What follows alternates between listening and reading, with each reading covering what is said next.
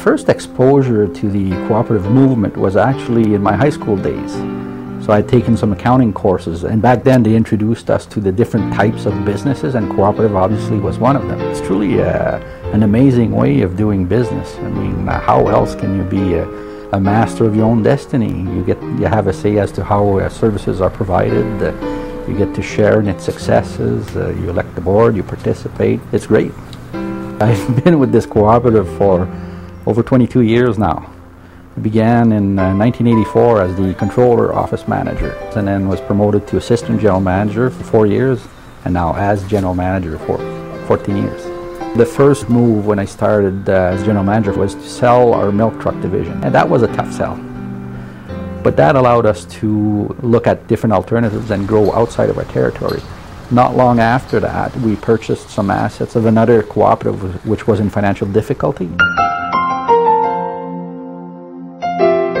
He has a strong background in accounting, so helping us a lot in that department, and also looking over at all the financial things for the co-op.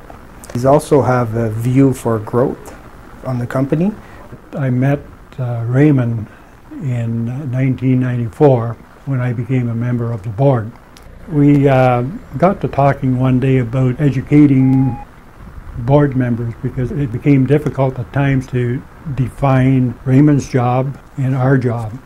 I thought that was a great leadership move on his part, because within 6 to 8 months you could feel the difference at board meetings. The success of our cooperative is not really the result of one individual, but the result of teamwork. I really am honored to have won. This is more or less like the crown or the icing on the cake, so to speak. It really gives you the feeling that you want to stick around for another 22 years. We're going to have to be very careful as a board to make sure that we don't lose him, because I know that a lot of other co-ops and organizations are going to be looking at him, because this man is getting to be famous. He sits in there amongst some very special people.